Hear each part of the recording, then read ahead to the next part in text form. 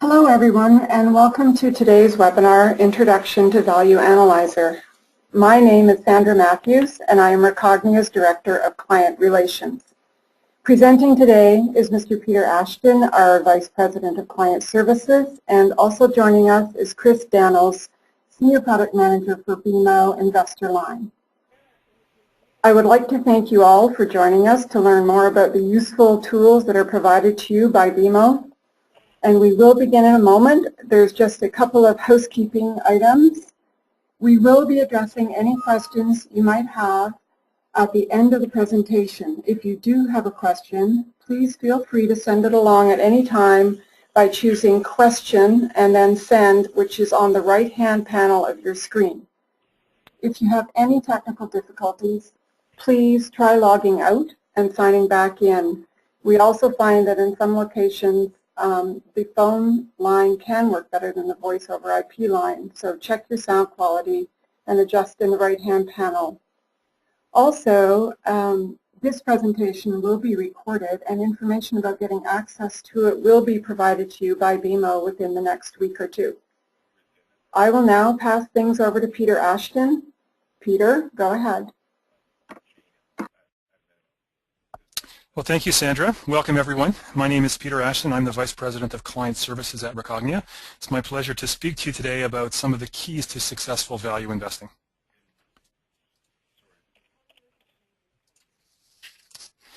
So before I begin, I will quickly go through a short disclaimer.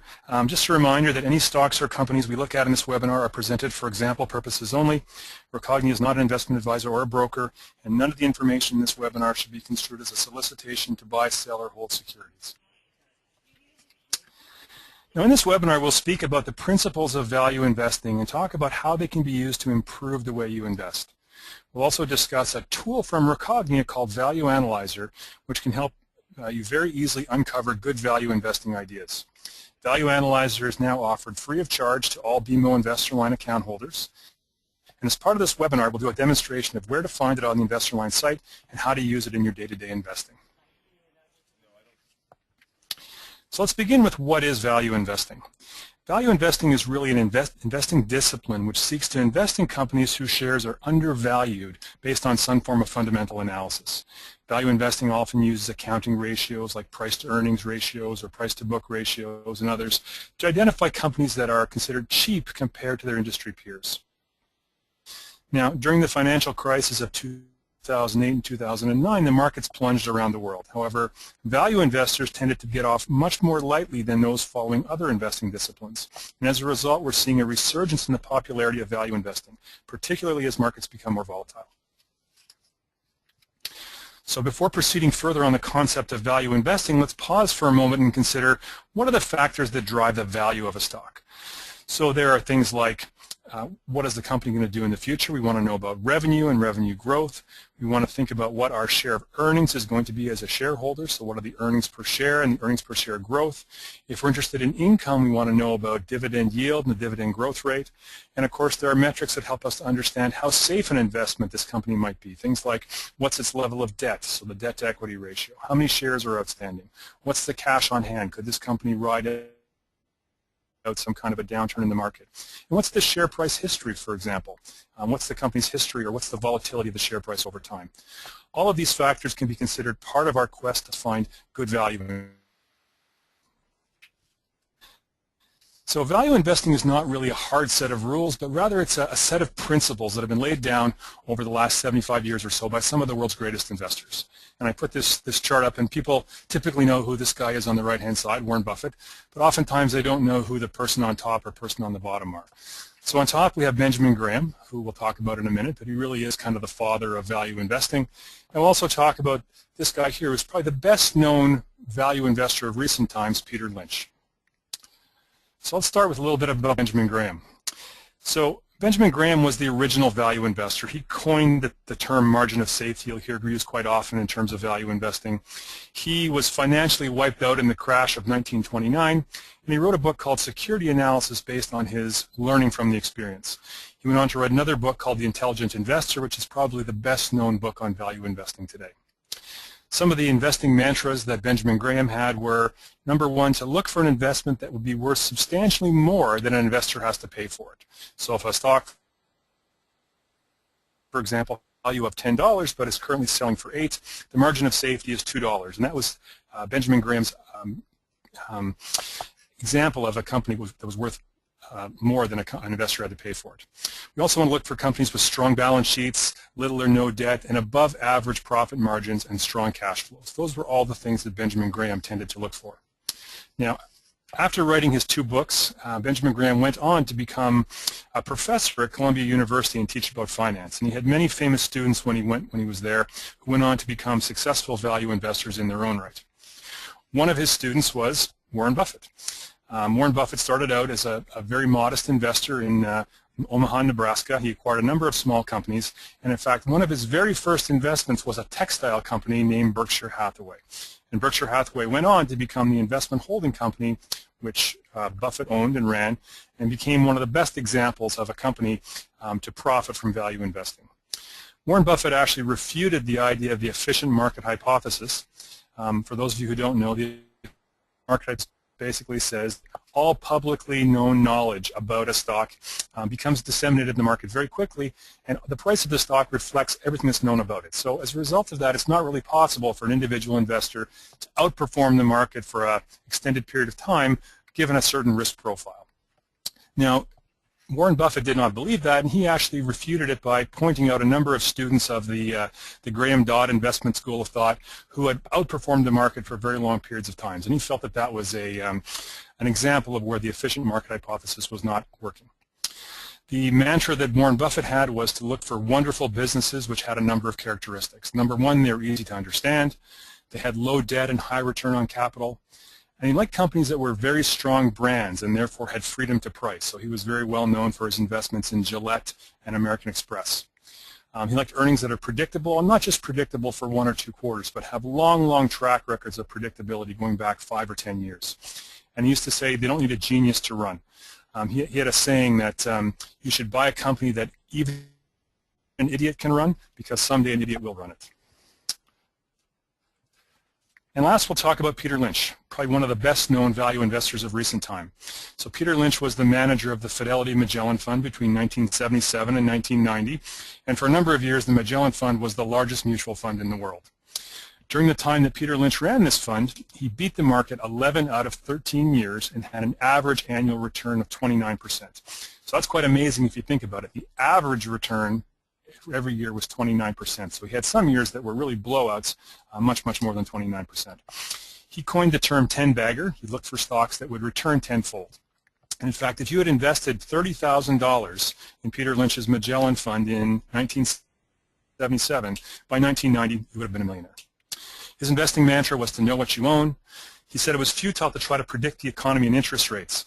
He even said that he had access to the best research and the best information of anyone, yet he had no idea where the market would be in 2 years. However, he knew very well where it would be in 10 or 20 years, which is going to be much, much higher. To recognize exceptional companies, try to avoid long shots. There's always something to worry about. So there's always something you need to think about in terms of the market. Right now, the market's very worried about the debt ceiling in the U.S. Prior to that, they're worried about the fiscal cliff. Before that, it was the European debt crisis. There's always something to worry about, but in spite of it, the market still finds a way to move higher over the long term. And he had another saying, which was, whoever turns over the most rocks wins. So he believed in looking at huge numbers of companies and trying to find the best ones from his own value investing perspectives. Peter Lynch wrote a great book called One Up on Wall Street, and I really recommend it for anybody who's wanting to learn more about value investing. In this book, Peter Lynch describes his philosophy for picking companies, and one of the things he did was look for companies in boring industries or companies that were very unloved. And there's actually a great story in the book about how he meets with the executives of a local company in the Boston area. The company was called Crown, Cork, and Seal, and this company made bottle caps. So probably the most boring company you can possibly imagine. The company executives attended the meeting with Peter Lynch dressed in these light blue short-sleeve shirts that had the company's name embroidered on the chest. Peter thought the shirts were a little bit odd, but after the presentation, he really liked the company. He asked the executives where they were heading off to next, and they said that they were all going bowling. And he realized at that point that the shirts that they had worn were the company bowling shirts. They had attended this very high-power meeting with a senior Wall Street mutual fund manager wearing the company bowling shirts. As a result of that, he thought this was just the greatest company, and he made a very large investment in Crown Cork and Seal. In fact, that became one of his 10 baggers. So lots of great anecdotes like that inside this book, and I really recommend it for anybody looking to learn more about value investing. So value investing today is a little bit different than it was back in the days of Benjamin Graham. Some of the things that value investors today will tend to look for are companies with very long-term track records of growing revenue and earnings. We want to find companies that have little or no debt. Dilution is often a big concern today, so we want to look for companies with steady or declining numbers of shares outstanding. If we find companies that are cranking out a lot of new shares to raise money, that dilutes my equity in the company, and I want to try to maybe look to avoid that. We also want to find companies that pay dividends and have a track record of growing their dividends over time. There's lots of studies that have shown that companies that pay dividends tend to do much better for investors in the long term over pure growth companies. And of course, we want to find companies that have strong balance sheets and good cash positions, so they're in a position to ride out some uncertainty in the market. And of course, we want to find companies that are undervalued based on their fundamentals. These are the 6 principles that Recognia's Value Analyzer can help you to follow. Now, if we're going to talk about stocks that are priced below their fair value, we need to spend a minute talking about what fair value is. So there's been many different definitions of fair value over time. Benjamin Graham used to talk about buying stocks at less than their book value. Now, unfortunately, that doesn't really work well in some industries like services, where companies don't have a lot of physical assets. Think of a company like Apple or Starbucks. These are very, very valuable companies, but their physical assets are very little. I mean, Apple owns a few office buildings and they have some inventory, but that's basically it. They don't have a lot of physical assets. So other investors have tried to use a concept called discounted cash flow to value companies. And this is basically looking at the present value of all the future cash flows that company is going to generate. Now, the problem with this approach is that it requires very accurate projections of future earnings. So for a company that is very in the steady state and is kind of doing the same thing year after year, it's not that hard to project out. But for a company that's growing, it's a little bit harder to decide what the future earnings are going to be. So you're going to rely on analyst projections to do that. And analysts are very, very good at what they do, but sometimes they're wrong. And when analysts are wrong, they tend to all be wrong at the same time. So this is one of the downfalls of the DCF approach to fair value. Now, Peter Lynch had his own metric where he basically used to look at the historic earnings per share growth rate. And company is fairly valued when its price-earnings ratio equals its historic earnings per share growth rate. So P over E equals historic EPS growth rate. And for those of you that have a little bit of a finance background, you might recognize that this is just another way of writing the equation that PEG ratio equals 1. So if PEG ratio is less than 1, we have a company that's undervalued. PEG ratio equal to 1 is around fairly valued, and PEG ratio of more than 1 would correspond to a company which is overvalued. So that brings us to Recognia's Value Analyzer. This is a web-based tool to help retail investors find investing ideas which meet the principles of value investing. Value Analyzer presents its findings through a very graphical and easy-to-understand user interface, and we'll go through that in a demonstration in a few minutes. And in addition to helping you find value investing ideas, Value Analyzer can also help you understand the value investing perspective on any stock. So you've got an idea for a stock that you've heard about on the radio or you saw in the newspaper. You can use Value Analyzer to get the value investing perspectives. Now, one of the challenges of value investing for the retail investor, there are many, many pieces of fundamental data that are needed to make a proper assessment. And it can be difficult to find all this data and pull it into one place. So that is one of the things that Value Analyzer can help you with, is pulling together all the necessary fundamental data onto a single page to make it very easy to assess whether a given stock would make a good value investment or not.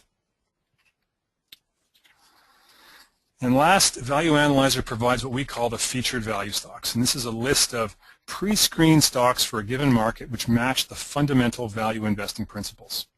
This list is organized by industry sector so that retail investors can easily see good value stocks in whatever sector they happen to be interested in.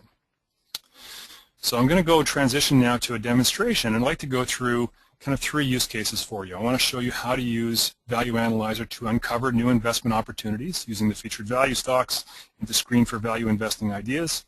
We'll talk about how to validate an idea you already have. What does Value Analyzer say about the value of a particular stock? And last, we'll improve your knowledge by taking advantage of the built-in education in the product. So that takes us to our live demo. So I'm going to exit my presentation. I'm going to go to the BMO Investor Line site.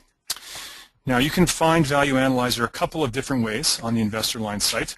One way you can find it is if you happen to be on the Quotes Plus tool and maybe you're looking at a quote for, say, BCE. You can see at the top here there's a whole bunch of tabs of different information, so Value Analyzer is one of those tabs. So clicking on Value Analyzer here will take you to what we call the Value Lookup. The other way of using Value Analyzer is on the Quotes and Tools tab, you'll actually see Value Analyzer is one of the entries in the pull-down menu. So if I click that, that'll take me directly into the Value Analyzer tool. So I'm going to start by showing you the presentation that Value Analyzer uses to help you analyze a given stock. So one of the stocks that was kind of in the news today was Shaw, who announced some better than expected earnings earlier today. I know the sticker number for Shaw is SJR.B. Now you notice that if we type in our symbol, we have a pull down here for Canada and the US. So we're actually able to analyze stocks trading in either Canada or the US. So I'm going to do a search, and this will bring up the Value Analyzer page for Shaw Communications. So this tells me a little bit about Shaw. It tells me company name and ticker. Here's the industry that it's in. Here's some of its competitors, Rogers, BCE, and so on. Here's some snapshot fundamental data about Shaw. Its revenue, current fiscal year. The current fiscal year is ending August 2013. The estimated EPS growth is 23.3%. Last price was $22.73. PE ratio is 13.97, and so on. Now we present a number of different graphs that you can use to understand whether Shaw meets the definition of a value stock or not. So the first thing we're going to look at is the revenue and earnings per share history. This is looking over the last 10 years because we're not interested in what a company's done in the last 2 quarters. We want to look at companies that have a long established track record of running successful businesses. So here we have a 10-year history of revenue and EPS for Shaw. The blue line is the revenue history, and the green line is the earnings per share history. Now you'll notice that this chart doesn't have any scale on it, and that's because this is actually plotted on a log scale. So it's not the absolute numbers here are important. What we're looking for is companies that have a history of growing consistently in terms of revenue and EPS. So an ideal company here is going to have a nice steep slope from the bottom left of this chart to the top right.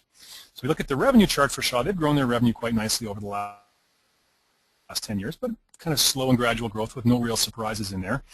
The EPS growth has been quite significant, though. So they've actually grown a lot since 2003. They've had a couple of little blips along the way, and it's been a bit flatter recently, but they've had a very, very strong track record of growing their earnings per share, which is great.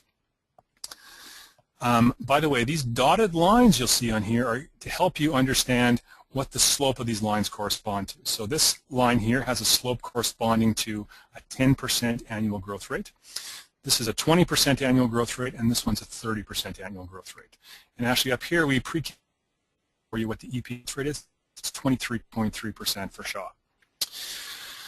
We have lots of other information available on this page. So for example, there's the shares outstanding. How many shares does Shaw have outstanding? So in fact, you'll see the number of shares outstanding actually declined between 2004 and 2008. So Shaw was likely buying back some shares in that period of time, which is good for us as the investor. And they've actually issued just a few shares since 2008. So the number of shares outstanding has increased from 430 million to just over 440 million. So that's not too bad. Also want to look at the debt level of the company. So if we look at the debt to equity ratio for Shaw, it's seesawed around a little bit, and it's currently sitting at about 1.3. Now, utilities like cable companies typically have higher debt ratios than a lot of other companies because they have a lot of physical assets. They have outside plant, they have a lot of equipment they have to buy. So a higher debt to equity ratio is not that uncommon for a company like Shaw. And this here is the dividend payout. This is the payout in dividends per share, not the yield. So right now, Shaw is paying, what's up here, they're paying 96 cents per share. And they've actually had a great track record of increasing the dividend payout over time. In fact, almost every year it looks like they've raised the dividend payment. And I read in a news story today that Shaw has increased the dividend payment again today as part of their earnings release. And of course, last we'll look at cash on hand. So it's always good to see lots of cash on hand. Number one, it generates the company's ability to earn money. And second of all, some cash on hand means that the company could ride out some downturn in the market. If there was a recession or for whatever reason things turned down a little bit, lots of cash on hand means the company has the ability to ride out some temporary downturn in the market. And of course, last we have a 2-year price history for Shaw, so we can see this has actually had a very significant run-up since about the summer of 2012. We've moved from about $20 to about $23 already. So things are doing very, very well at Shaw. This chart here is what's called the fair value chart, and this is really kind of the centerpiece of Value Analyzer. What this chart is intended to do is tell you the current price of Shaw is above fair value, at fair value, or below fair value. So these purple bars you see here, these are 1-year price candles. These represent the high and the low price for Shaw in a particular year. So for 2012, there's a fairly narrow range, but that was the high and the low. We are in the 2013 fiscal year right now, and this little hash mark here denotes the last price of the stock. That would be at $22.73. The green line represents what's called the fair value line. So using that definition that Peter Lynch put forward, that the price to earnings ratio should equal the historic EPS growth rate, we're using that to plot this green line. If we are under the green line, it means the stock is undervalued. If we're on or near the green line, we are fairly valued, and if we're above the green line, we are overvalued. Now notice that this line is solid for most of the chart, but then becomes dashed right here. The dashed line means that this is projected. We don't have the fundamental data for this time period yet, so we're actually projecting that based on historic data.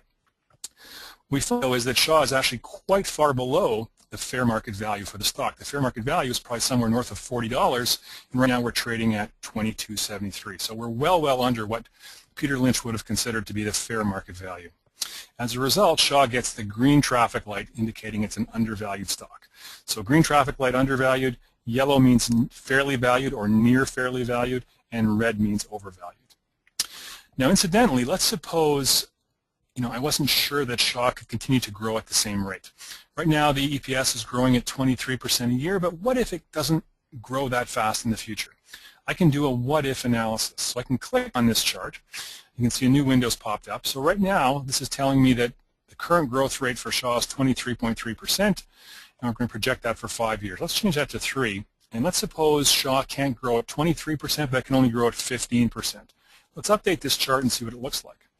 So with a 15% EPS growth rate annually, Shaw actually is still undervalued. It's not as undervalued as it was before, but we're still well below that green line. So that gives me some confidence as an investor that even if Shaw can't maintain the same rate of EPS growth that they have had in the past, I still have some confidence this is going to be a good company growing forward. This rate of return estimate is also interesting. What this tells me is that if I was to buy Shaw today at the current price, and over 3 years it was to move to become fairly valued, what would my rate of return be at the end of 3 years? So in this case it would be 23% per year, which is a pretty good rate of return on any investment. So that's an example for a Canadian company. Let's maybe just pick a U.S. company for fun. Another one that I think is interesting is Microsoft. Not quite the growth darling that it used to be, but let's see how Microsoft does as a value stock. So looking up Microsoft, you can see Microsoft's in the computer hardware and software. Here's some of its competitors and so on. But Microsoft is actually a fantastic value stock. You look at the revenue and EPS history for this company. Revenue is like a machine. It has grown every year for the last 10 years. They've had a few little hiccups along the way in terms of the EPS, and in fact it was down a little in 2012. But overall, for 10 years, they've done very, very well growing their EPS and providing value for their shareholders. Microsoft has been aggressively buying back shares for the last 6 or 7 years. They've actually moved from about 11 billion shares outstanding to only 8.5, so that helps me as an investor. They have a very small amount of debt. They are paying a dividend, and in fact they have raised their dividend quite consistently of late, and they got lots and lots of cash on hand, some $60 billion of cash on hand. They could use that to do an acquisition, to grow their revenue further, to ride out some tough times in the market, lots of things. And if we look at the the value chart, you can see that the fair value line for Microsoft has been growing very consistently. You wouldn't have wanted to own Microsoft back in 2003. It was way, way overvalued back then. But today it finds itself actually quite far below the fair market value.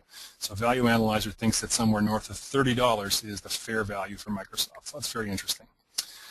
One more I think is interesting is people are always interested in Apple. Not really a company people would think of as a value stock, but if you actually look at it from the perspective of value investing, it's probably one of the best value stocks out there. Apple's been a machine in terms of growing its revenue and EPS with no surprises along the way.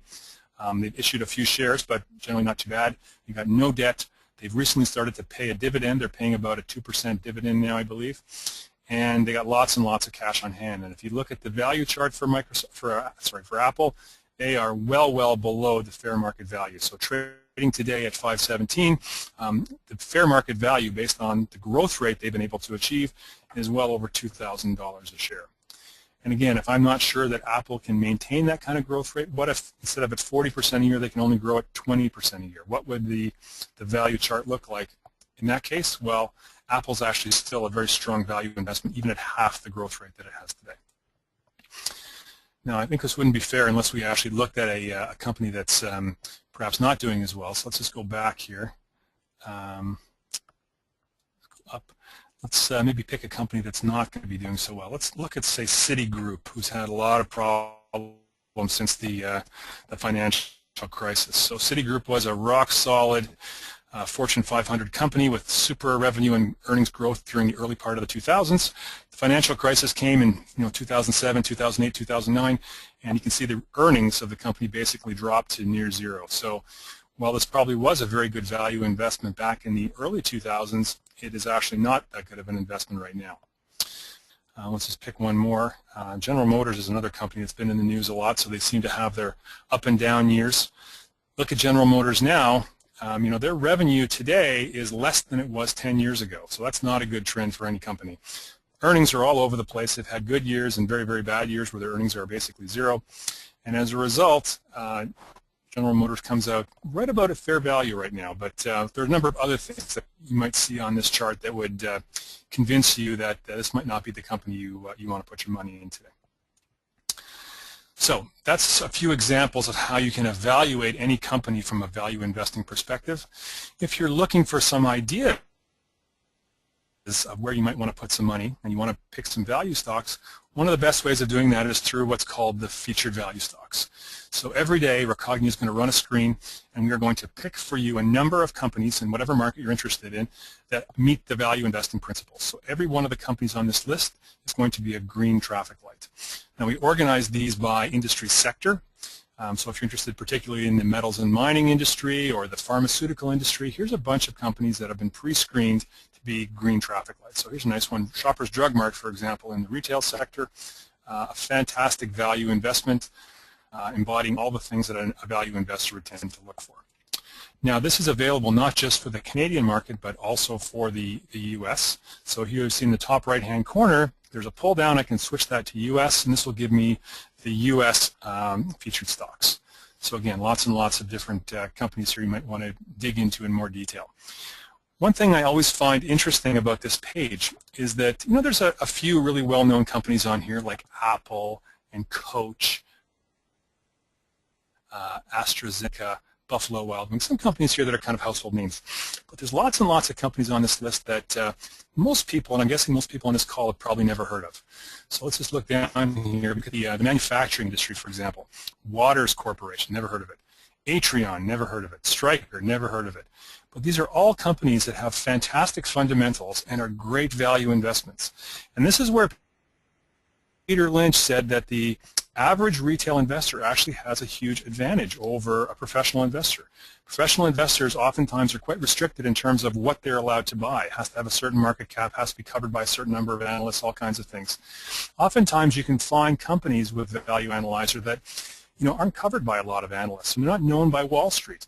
Even though they're doing the right thing to grow their business, they find themselves kind of unloved and they become undervalued. Here's a great example. Waters Corporation, a company trading on New York Stock Exchange, a fantastic set of fundamental data, great history of growing revenue and earnings per share, little debt, number of shares outstanding declining, current undervalued. And it finds itself undervalued because people on Wall Street just don't know about it.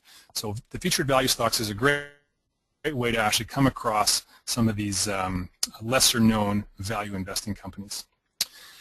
Another way you can actually find some value investing ideas is using what's called the value screener.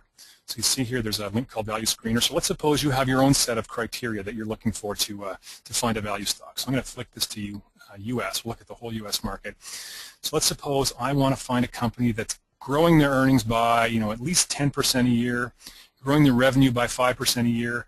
It's currently undervalued, and let's say it pays a dividend of 2% or more.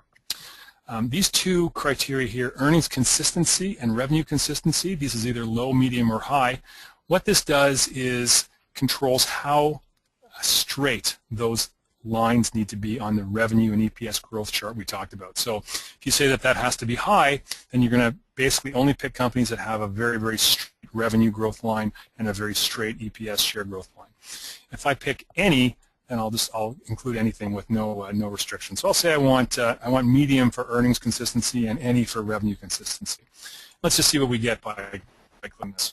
So here's a list of about 8 or 9 companies that have very, very good value investing fundamentals. McCormick and Company, Strayer Education, AstraZeneca, Herbalife is a company kind of in the news these days. L3 Communications makes all this stuff we see at the airport, I believe, for security. Let's take a look at L3. We'll open this up.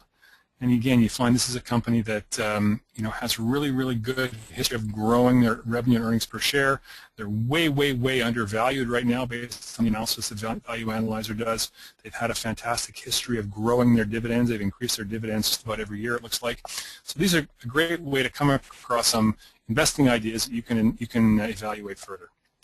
Now, for those of you who are interested in learning more about value investing, there's an education section where you can find out more about value investing, or you can understand more about this concept of fair value and what that's all about. So there's actually some built-in education inside the product that talks about that. And I realize we've covered a lot during this particular webinar. So if there's one thing you take away from this is when you actually go to try Value Analyzer on the BMO Investor Line site, remember this button called Help. So you click the Help button. This basically gives you a getting started guide, so some introductory material to how to use Value Analyzer. As well, there are 3 video tutorials available, so 3 short little video clips that provide some overviews of how to use the product along the lines of the 3 different use cases that I talked about today. And if you have a question that's not answered through either one of these 2 mechanisms, you can actually visit our help forum. You can actually type a question in there, and you can actually have a Recognia expert answer your question for you. So I really encourage you to remember the help tab and to try that if you're having any questions about the product. So talked for about 35 minutes, and I think now might be the time for me to pass the webinar back to Sandra, and we can open up the floor for any questions. Over to you, Sandra. Hi, Peter. There have been quite a few questions. Some of them I've been able to answer on my own, but others I'll need you for. One of the first ones is, what time frame is the EPS calculated over?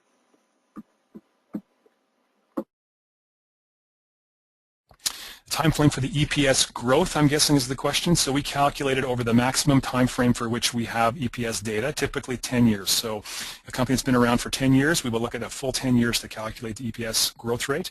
If it's a company that has less than 10 years of data history, for example, the company only IPO'd in 2005, then we'll calculate EPS share growth over the period of time that we have available to us. So we'll use whatever fundamental data is available to a maximum of 10 years. There was one question I had that was maybe a little bit of a rhetorical question, but it might be interesting to try and answer. It says, if unknown companies are undervalued, how will the market ever spot them and then invest them in order for the price to go up? Well, I guess that is a little bit rhetorical, but I guess my response to that would be that oftentimes the reason the companies are not known is because the analysts aren't covering them. Analysts don't cover every stock. They tend to cover the stocks that are of interest to the most people. So they tend to look at larger cap stocks, stocks that have more established earnings and so on. So what tends to happen is maybe a company is a mid-cap company today, and it has has revenue of $20 or $30 million. That's not going to attract the attention of a Wall Street analyst. However, if 5 years goes by and all of a sudden that company has revenue of 150 or 200 million, all of a sudden that now gets on Wall Street's radar. So you can use value analyzers as a way to understand companies that have good businesses and have good management and are run well, and get into those companies prior to them actually being covered by the analysts. And interestingly enough, Peter Lynch has a very long discussion about this in his book, and he talks about this both as the perspective of a Wall Street money manager as well as an individual investor. And people don't realize how many restrictions professional money managers have in terms of what they're allowed to buy. They don't want to buy little unknown companies because the stocks they're holding in their portfolio are being scrutinized on a monthly basis, and people are saying, why are you holding this little company that no one's ever heard of? Why aren't you buying Apple? So they're really pressed to buy the companies that are already high flyers and are already trading perhaps at multiples that are not justifiable. So there can be great advantages to actually seeking out these companies that the professional money managers don't own, and getting in early to perhaps what could be a great investment. And Peter Lynch was able to do that very successfully when he was the manager of the Magellan Fund. Another question that we've got that came across on the chat, is your fair market value similar to other analysts' target prices?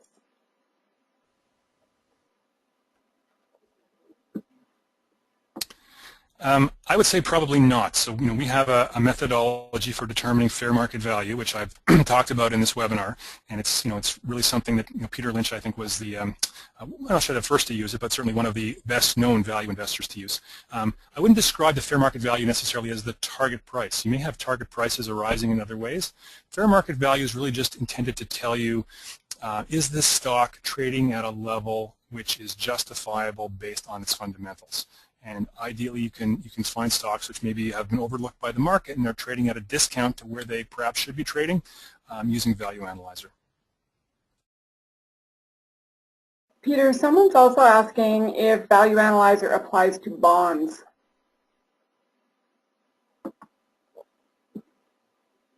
It does not. So I probably should have talked about what the universe for Value Analyzer is. So we are covering stocks trading in Canada and the U.S. on the major exchanges, so TSX and TSXV in Canada, and NYSE, Amex, and NASDAQ in the U.S. We are covering stocks, common shares. We also cover ADRs in the U.S. We do not cover ETFs. We don't cover bonds. We don't cover mutual funds, but we cover common stocks that you would tend to trade. How would we determine if a stock is a value trap? The specific example given was a concern with Intel Corp, which has appeared to miss the shift to mobile computing. Well, that's a great question. Obviously, there's value investors looking at fundamental data. It's just the numbers. It's a quantitative product. It obviously can't know about paradigm shifts that companies miss. And if this was the turn of the century and we'd analyzed some buggy whip company, maybe we would have thought it was undervalued. That is really where you, the investor, is going to have to do your research. So Value Analyzer is certainly one tool in your tool bag for doing for looking for investments, but certainly we would not advocate you go out and buy all the companies that Value Analyzer provides as the featured value stocks. You need to do your own research. You need to feel comfortable with the company's business and that it's actually an area that's going to be around in 20 years' time.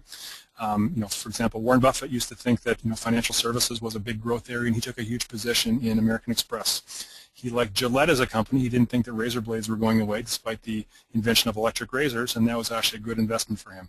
So you need to use your own discretion, your own judgment when picking these investments. And if you think that Intel has missed the boat on mobile computing, then you probably would want to stay away from that, even though Value Analyzer might like it as an investment.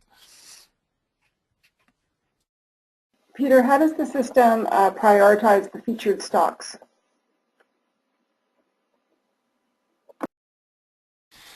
We search for a certain number of stocks in a day. We typically try to find a maximum of 40, and we have a particular set of screening criteria for each country that we are using. So the idea is we should find the best value stocks up to 40 based on the country of interest that you're looking at.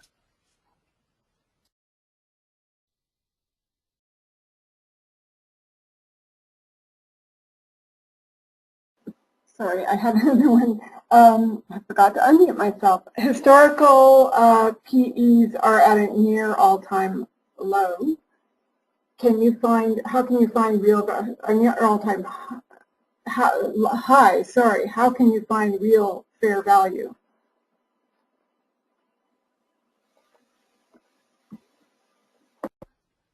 Well, I think that's a very broad statement that PE ratios are at an all-time high. Certainly, I don't think they're at an all-time high in the U.S. right now.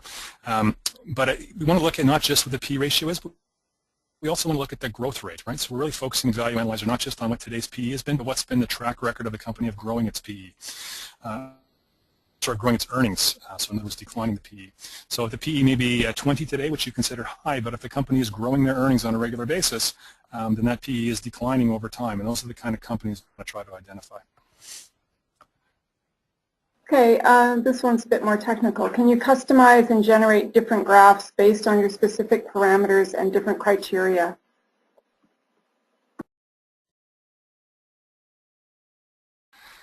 So the short answer to that is no. We've tried to optimize Value Analyzer for what we think is the needs of the average investor. So there may be some people who are looking to do more than what Value Analyzer is able to do today. Unfortunately, we've kind of sacrificed some power perhaps in terms of making this a very easy to use product. So we think this matches the needs and requirements of the average investor today, although it can't do exactly what you're describing.